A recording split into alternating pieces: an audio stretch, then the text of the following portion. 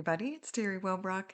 Just a quick little blurb before today's amazing episode. And the timing of this is kind of crazy because we're going to talk about burnout, and especially for working women and working moms. And I am back from a 7-week hiatus from putting episodes out. I decided I had way too much on my plate. So I practiced what I preach and did some self-care and stepped back from putting episodes out. I was still recording, so I have a lot of amazing interviews lined up. I'm actually booked out 7 months, and I have had to turn so many people away from the show, and it breaks my heart a little bit because I want to give everybody a voice and a space to share their story, but there's just not enough time or enough me to be able to do so. So I already booked out into 2026, which is crazy cool. So my projects, holy moly, really cool stuff happening. I wrote a chapter 23, called Dolphin of Hope, Tilly's Healing Journey.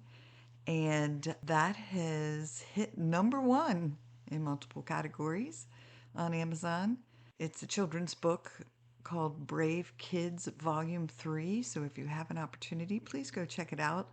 Available on Kindle, I think still for a limited time, $1.99. That is as of June 2025. This episode's coming out June 13th, so I don't know how long that will be going on. But the print copy has some, oh my gosh, well, and the Kindle have just amazing illustrations by a previous podcast guest, the lead author and really producer of the book. But she has created songs to go with each of our chapters. Oh, I have cried my eyes out and listened to the song she created for mine because it brought my story to life. It brought Tilly to life. And really, really cool. So if you have an opportunity to check that out too on YouTube, please do so. Finishing up next month in July, another book project that I am writing a chapter for, The Magdalene Oracle, which is in the spiritual realm, and very excited for that. And we'll be launching that. So if you haven't joined us on the Healing Place Podcast Facebook page, you can do so. It's up to 21,000 followers now, which is so cool. Like it's all of a sudden gone a little viral, a little crazy, and it's amazing to have so many people connected there, and that we can. I try to put like 4 or 5 inspirational memes a day. And then, of course, I share things about the book projects and the podcast and speaking engagements. And then the other thing that I had going on was I was finishing up my 11th audiobook production for another author. And that one is Forget the Fairy Tale and Find Your Happiness by Deb Miller. And just interviewed her for the show, so she'll be coming on. The book launches, I want to say, oh gosh, I want to say June 23rd. Don't hold me to that. I don't know why June 24th always wants to be in my head. Um, but I think it's June 23rd. But you can see that on Amazon. But the audiobook is already out. So if you want to go download it, use one of your credits, please do. Again, you can go to Audible and type in Teri Wellbrock, and it'll bring up all 11 of my books. And you can listen to samples there to see if it resonates and if it's something you want to check out. So that's really cool. And I just was brought on to do 4 book projects for the same author. And it's the one for the Magdalene Oracle, an angel book. And I'm drawing a blank on the name, so sorry. And 2 of her other books that have already been published. So I'll be working on those. But I am back in the podcast arena, putting the new episodes back out. Again, I'm super excited to have these amazing people join me on the show. Very, very blessed. So thank you all for helping the show reach the top 2% globally. And it's downloaded in 144 countries now. I just think it's so cool that 144 different countries around the world are tuning into the Healing Place podcast. So thank you, thank you, thank you. If you would leave a review, a 5-star review, if you love it, on Apple Podcasts, that would be so amazing too. So now for today's wonderful, beautiful, amazing episode. Welcome, everybody, to the Healing Place podcast. I am your host, Teri Wellbrock, and super excited to have with me today Jessica Berg, and she is founder of Jess Berg Coaching.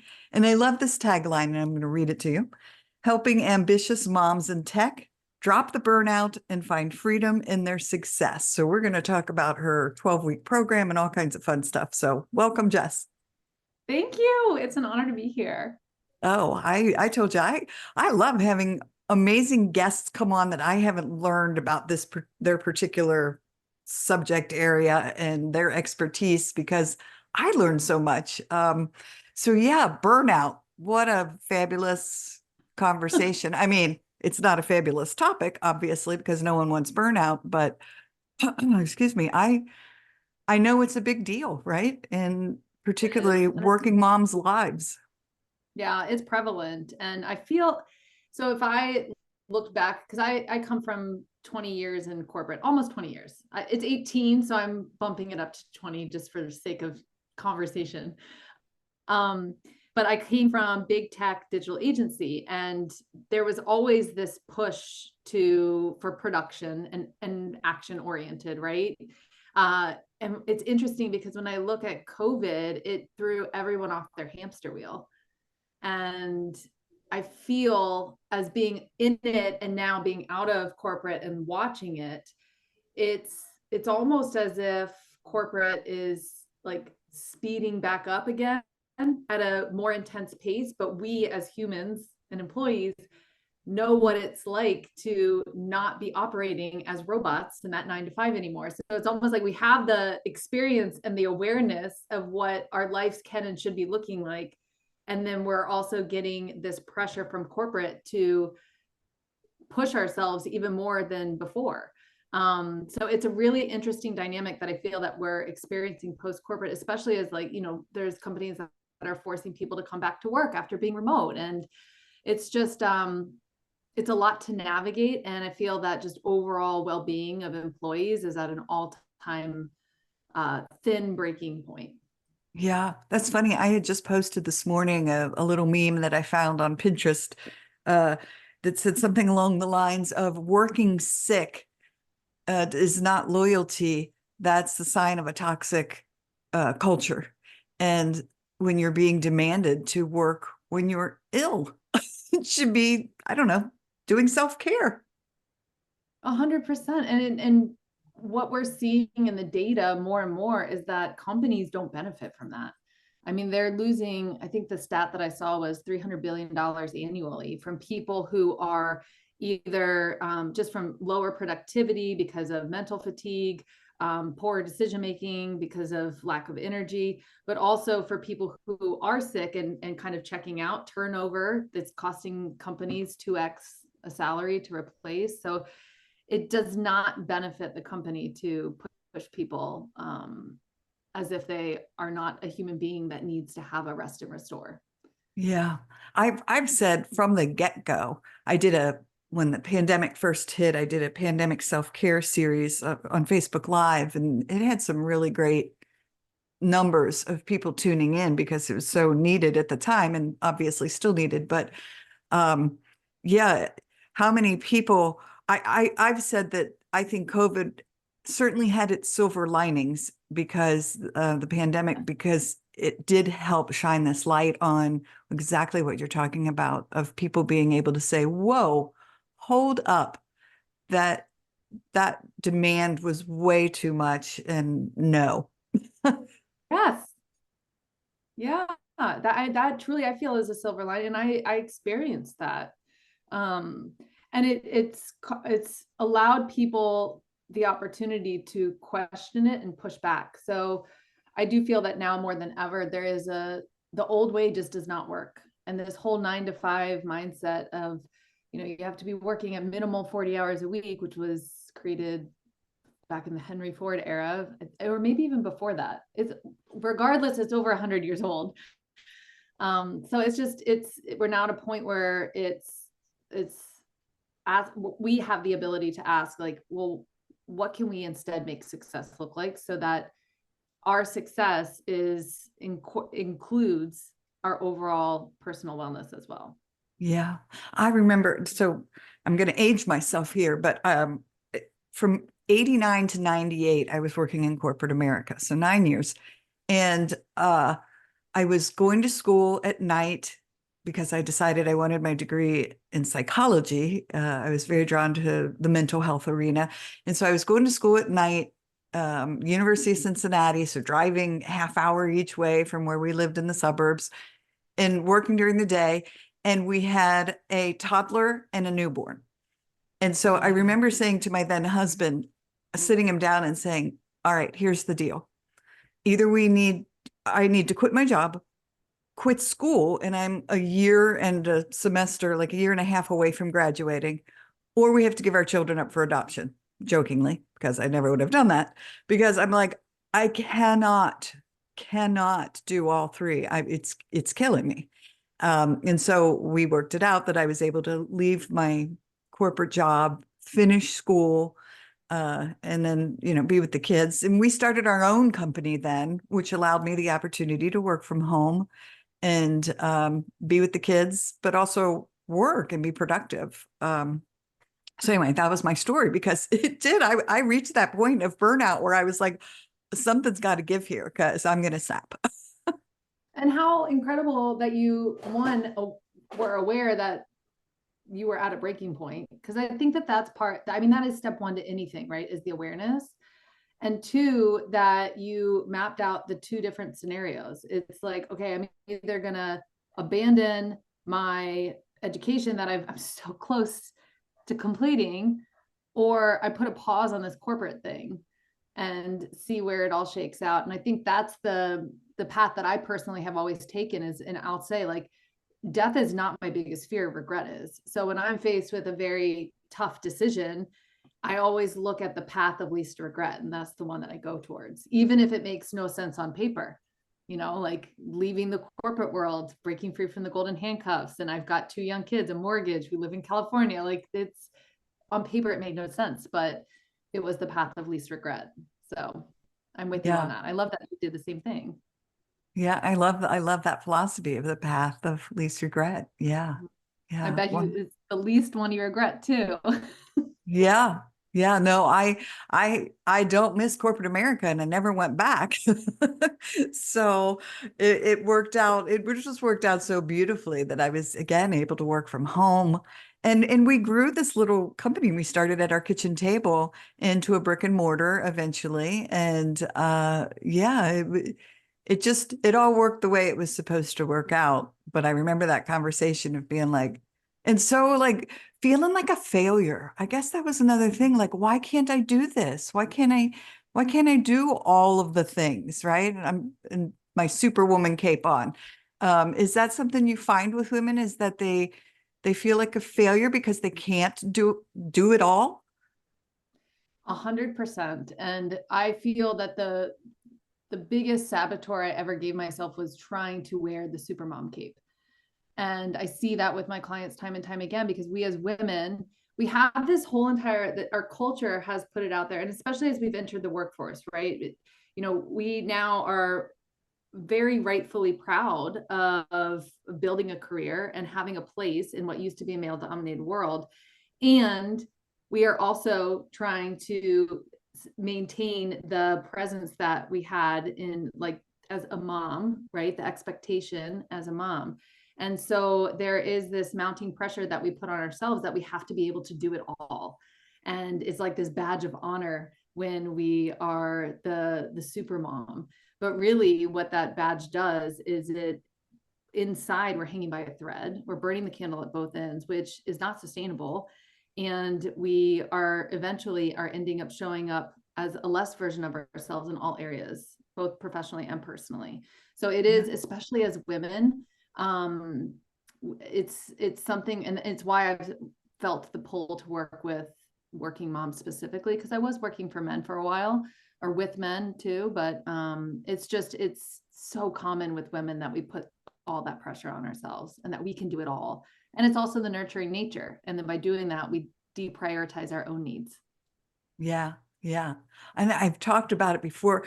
Things that I look back on now that I'm like, oh my gosh, I was so trying to get some sense of control in my life that when the kids went to bed, I would go up into we had a 4 bedroom house. And so each of the kids had their room. And so we made this extra bedroom their playroom. And so it was just, chaos in there during the day because they had all their toys and it was just fun. And I would go in, the little people set of Yeah, like the little people that go in the plane and the little people that yeah, go on the yeah, farm. Well, of absolutely. course, the farmer would be flying the plane and the pilot would be, in the barn. I would put everything back exactly where it was supposed to go. Like everything had to be back to organize and all the puzzle pieces went back into their puzzles, knowing the next day it was just going to be like in chaos, right? But it was my way of like, I don't know, trying to just control the chaos that was happening all around me. Oh, I've been there with you. Like and I think it's what I've in my own experience, what I've attested it to is in the moments of my life where things are so chaotic, I do want to have some type of control over something. So cleaning and organizing is a way that I can physically see, touch, and experience control. So it's almost like a primal instinct in a way where you just start to, when you don't feel like you have control over other areas of your life, you need to, the cleaning and the organizing is almost a therapeutic outlet. It was like, okay, the pilot is now back in the Yes, plane. perfect. The farmer is with the goats. Yeah, yeah, exactly. The cow is back in his pasture. Very happy. And now you Oh, can sleep. exactly, exactly. I love it. So, yeah, burnout. I mean, I know that's what we're talking about, obviously. So you have a 12-week program, The Inner Leader. And is that what you do? You offer guidance to women, and is it a step-by-step program? What is that? Yeah. So essentially, I mean, the overall goal is for women who are experiencing burnout, and it's especially working moms because the main pain points is they're trying to juggle both home life and work, right? And that's a struggle in and of itself. They're also just running end to end from morning sun up to sundown. It's just a nonstop hustle from kid mode to work mode to kid mode again. And along the way, there's also this disconnect that they have with themselves because they're prioritizing the clients, their job, their peers, and their kids and family before their own selves, their own needs. There's a disconnect, and there tends to be a lack of like meaning in the work that they're doing too. So what we do over the course of 12 weeks is it is a 12-week course, and I break it down into it's 3 phases, and across those 3 phases it's a 5-step process, and I call it the 5 C's. So it starts with clarity, and that clarity is on what are your core values. And a lot of us are operating throughout our lives not really clear on what our core values are. And writer, he wrote the book Black Sheep, Brant Menswar, and I read his book, and it really did change my life on how I applied core values in my life. But he says without clarity on your core values, we're winging life. So your core values allow you to be intentional. And then once you have clarity on that, then you have clarity on what is the vision of the life that you want to step into. And what are your success KPIs? Because so many times, so much of us, we're trained that success is one thing. It's a dollar sign, right? And if we are hitting the certain dollar sign, if we achieve a certain title within an organization, if we have the big fancy house, the cars, that's what we see as successful. But a lot of times we are, myself included, and other people that I've worked with, you achieve certain things and you just feel empty because of all the things that you've sacrificed to get there. So in the clarity part of the program, it's about getting clear on what are your success KPIs outside of the dollar sign. So there's mental wealth, there's emotional wealth, and there's physical wealth. Because if you're poor in those 3 areas, but you're financially wealthy, you're not going to enjoy the money. Like, what's the point?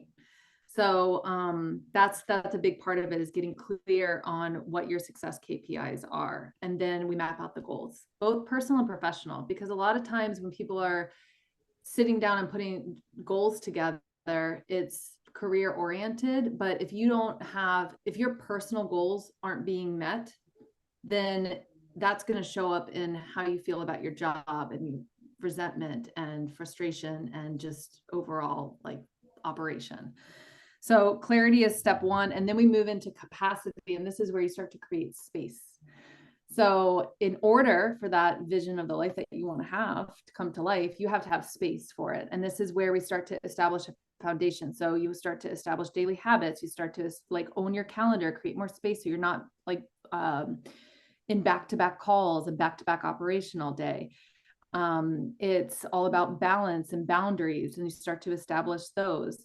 And then we move into connection, where it's again like that deeper connection with yourself. So a lot of times how we are showing up in our career and in our life is tied to a lot of the patterns that we developed in our younger years, right? That, you know, love and how we're loved, how we're accepted, how we feel about ourselves, etc. So it's connecting back to yourself. And then it moves into courage, where you're starting to build, because you have the connection, because you're clear on what you want, because you have the space to bring it all into life, you start to have the courage to establish and uphold these boundaries and really face your limiting beliefs and your fears. And then the last piece is convergence, which is bringing it all together. And it's really like embodying all the things that you want your life to be looking like. And that's where it is your whole success. Yeah. And again, I resonated with every word you said, because I was like, yes, yes, yes, yes, yes. Yes. Yes. With an exclamation point of yes. And Yes. it's funny because I just recently, a couple of weeks ago, I was invited to friends to do vision boards, right? And so it was just so much fun. A bunch of women sitting around, and we had our colorful boards and magazines and glue sticks and glitter and all that fun stuff. And when I looked at my vision board at the end, I said, oh my gosh, like I live on beautiful Hilton Head Island. So like my big money thing was, I want a boat. I used to have a boat when I lived in Ohio, but I missed my boat. And so I was like, but other than that, it was like gardens and dolphins and beach walks. And it was like all that stuff that, like you said, the money part of it, like that's the stuff I want to enjoy, that soulful stuff, right?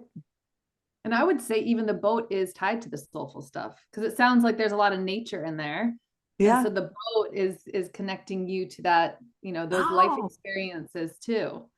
It costs yeah. money to get the boat, but the reason you want the boat is because of the experiences from it. Yeah, I love that. Oh my gosh, I love it, because it is true. Like the best way to get to see a dolphin is right out there in the water. So, Yes. Oh, I just got goosebumps. Oh, it's gonna happen. I believe it. oh my gosh, I love it. I love it. Oh my gosh, that's so cool.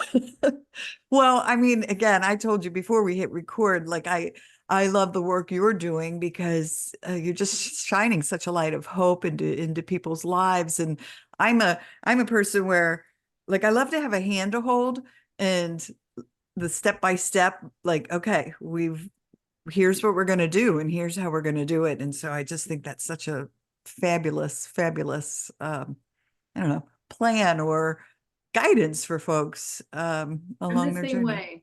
I'm the same way. And there, I'll have like with my program, there's a 12-week workbook that they can work through on their own pace. But even just having that like step-by-step guidance to kind of unlock things that maybe you wouldn't have thought about before, it helps to have that as kind of like a guiding light. So it's something that I've enjoyed in my own coaching experience. So I'm happy to be bringing that to my clients as well. Yeah. Yeah, that's awesome. Well, one of the things I told you that I had highlighted was chaos to clarity. Mm. And I know my sister and I have talked, so many times. So this show was founded on trauma recovery, because I had horrific Oh, trauma in my childhood, my first 22 years of life filled with horrible trauma. And so we found comfort in the chaos, we meaning my sister and I, when we talk about this. And so a lot of times, do you ever touch upon that piece of it, like trauma survivor, with folks, and look at maybe women are holding on to the chaos of their lives because there's comfort in it? 100%. And it's actually what I have found in many of my coaching engagements is that a lot of the obstacles or the cycles that we're keeping in ourselves from a burnout perspective, a lot of it is tied to childhood experiences. And for example, something that I've seen is where I've had clients who they just like to be busy because it keeps them distracted from potentially having any quiet time for anything to bubble up. And so that is a part of the program when we talk about the connection piece and the courage piece. Like, it is allowing yourself to kind of go back to that version of yourself and give yourself the safety and the love and the attention that and the nurturing that you needed at that time, because that is 100% impacting how you show up in your career and your life, right?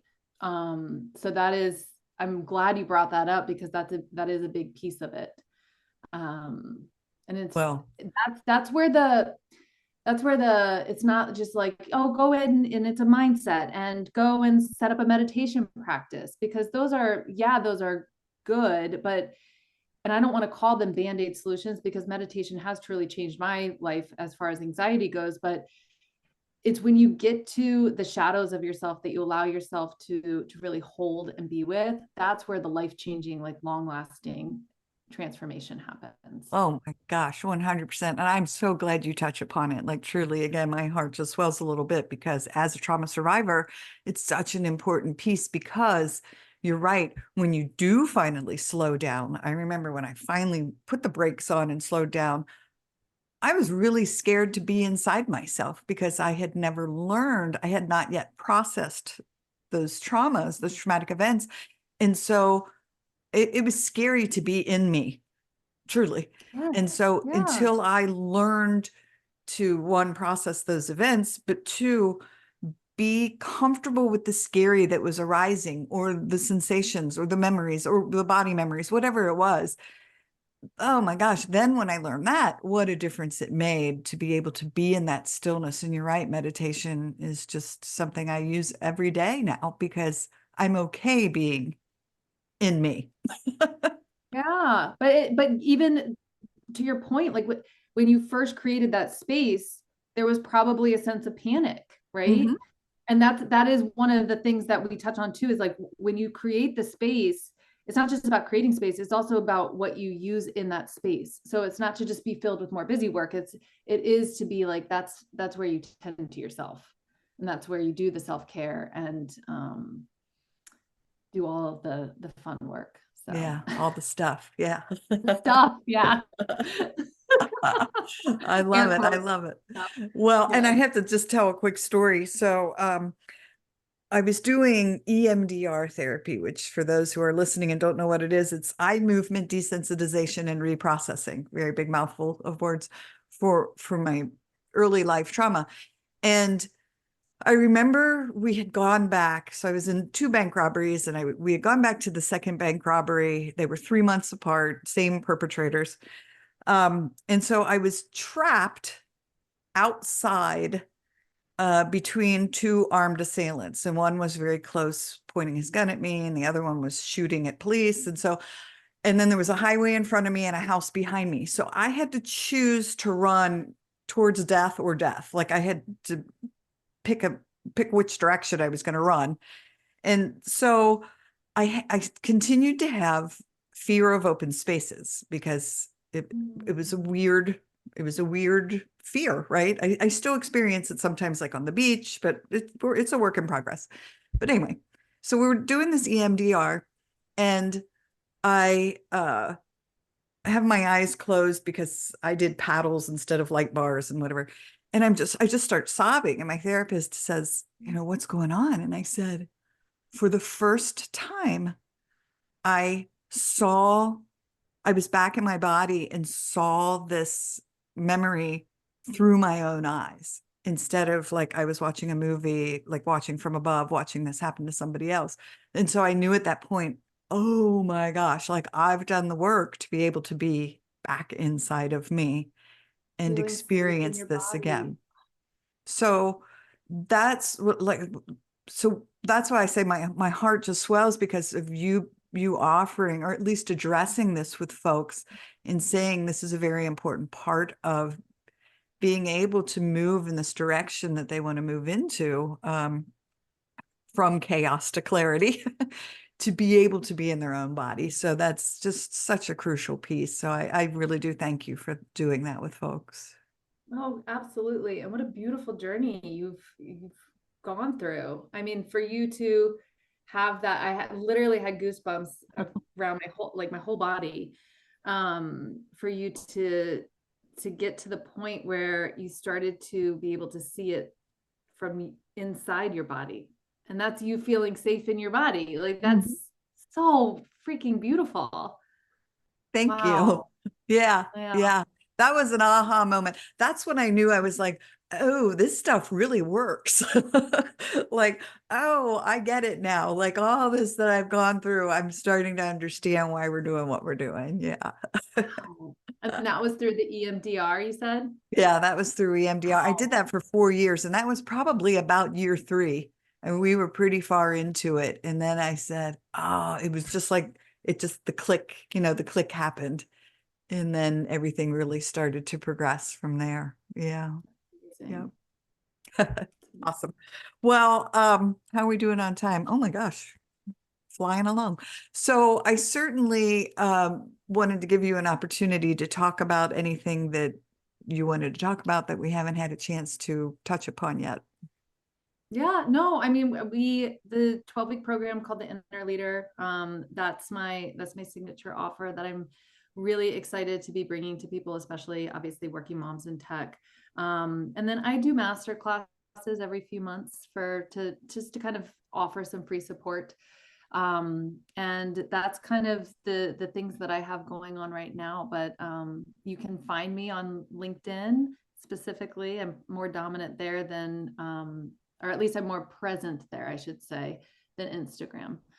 And then obviously my website, jessbergcoaching.com.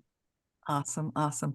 A master class. Is that an evergreen where folks can just tune in at any time and just use it at their own pace? I should make it that way. So thank you for the idea. I do live sessions. Okay. So every couple of months I'll do, and they're usually just 45 minutes to an hour. I keep it within that time frame just to be mindful of people's time. But it's just a live experience for me to kind of share something that I teach my clients in the program, but then I bring a little piece of it into the master class. So and it's free always. Yeah. Well, I love that. I mean, I love the live version of a masterclass because then it's always something different. It's always something, it's just authentic in the moment of yeah. And it can be an option for folks, right? Come join me It live can, or do the evergreen. or do the replay. Yeah. And I always, so I don't like, I have always liked getting something out of the master classes, like a tangible thing. And so in my master classes, I'll put you to work. So I'll make sure that you're doing a little bit of workshopping too. And it's not just me talking for 45 minutes because Yeah. that would be, it's better to have it be interactive. Right, right. Awesome. Well, it's just been so wonderful to have you here. Thank you for sharing your insights. Again, thank you for the work you do. I'm a fan because I just think it's so needed. And yes, thank you.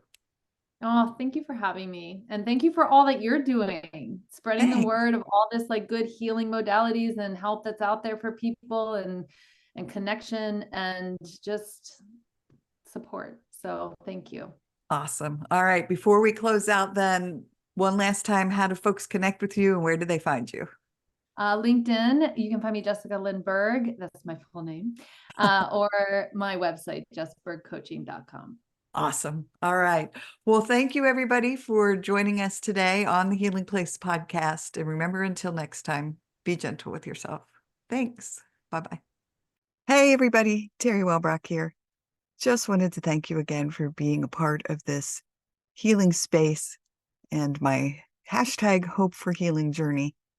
Thank you for sharing, liking, inviting others to join, listening in. You've really helped this show blossom. It has now been downloaded in 136 countries and is in the top 2% globally out of 3.2 million shows, which is just amazing. And it's all because of you and your tuning in and inviting others and sharing and liking and loving. And your reviews on Apple really help too. My goal is to hit 100 5-star reviews by the end of the year. And I am closing in on that. So if you are listening in on Apple or Apple Podcasts, please go and rate the show and leave a review if you absolutely love it. And I would be most appreciative. Also, if you would like to receive my monthly Hope for Healing newsletter, please be sure to go to teriwellbrock.com. It's Teri, just one R, WELLBROCK.com. And I have a gift to send you for signing up for that monthly Hope for Healing newsletter. Plus, there are many other resources listed on that page, including a resource library. All right. Thanks. Bye-bye.